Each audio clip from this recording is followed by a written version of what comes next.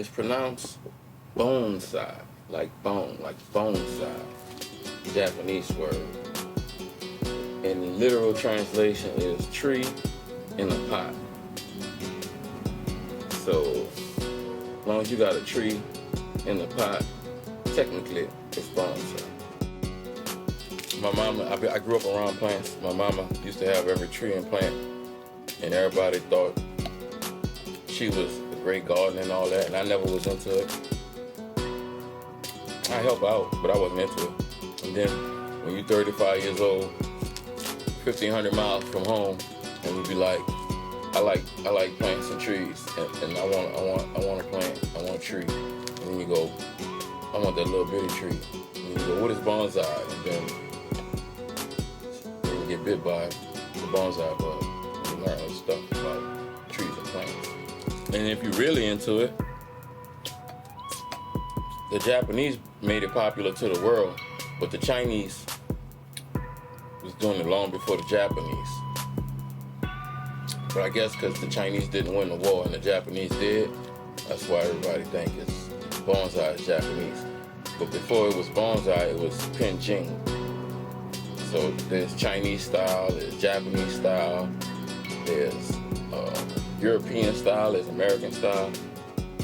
At the end of the day, it's just an appreciation for nature and being able to put it into an art form.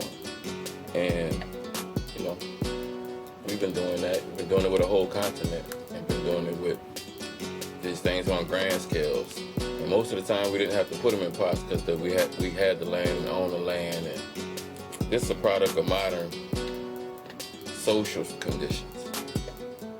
And it represents the freedom that probably people in a social modern condition want and the bond they want with nature. You really can't have that intimate relationship with nature nowadays at your house. It's vast and it's endless, and it can mold it to your personality or your lifestyle, I should say. I think it's interesting that some of the stuff is medicinal if you pay attention or you do the research. You know, they got trees that Japan donated to America to put in a bonsai museum that survived World War II and them being nuclear bombed and all that. Historically, the monks, well, they used to have a market, and like the people make pots, beautiful ornate pots, but the pots really wasn't selling. So one day, the monks and them, that were selling the pots, they go up in the mountainside and they pull the trees out the mountainside and they put them in the pots. And then the pots started selling. That's one of the stories. And when I say they collect these wild plants, I'm talking, this a tree might be 400 years old already. Like the one they donated to America was a 400-year-old tree. So your tree outlive you if you do a good job. There's an novice level. You can get something that's easy to take care of. You can put it in the ideal, optimal conditions, and it's really not a big deal. Or you can get something more challenging.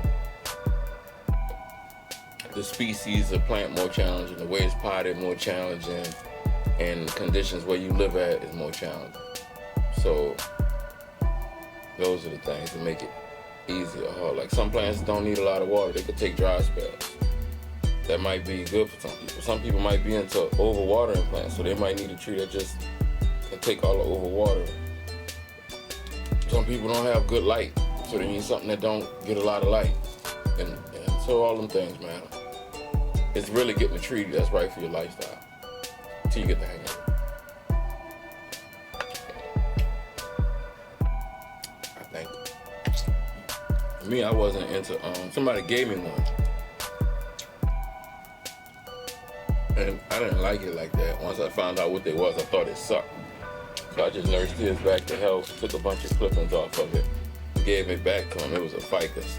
But the first one is I went to the plant store And I saw they were selling for bonsai, and it was expensive, and it wasn't good examples. And then I learned how to take a nursery plant and turn it into bonsai. So it was a ficus microcarpa, they call it, a tiger bark ficus. That's my first name. Ficus means fig. It's an unedible fig though. The fig plant is a big species. A lot of people don't know. Make them tropical. It makes meaning tropical too. There's a local society, and we have one nationally known artist in this area. But I don't know, the public perception of it or the culture of it's a little elitist, I think.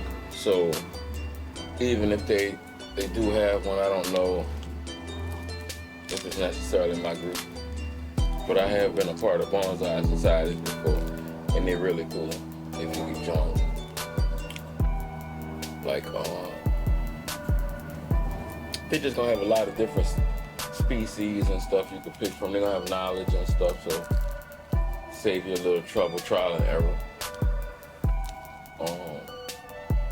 Yeah, they had a cypress tree from down here, you know, the bald cypress. A dude bonsai one, and the way he cut it up and did all the bonsai art to it, he named it the Hurricane.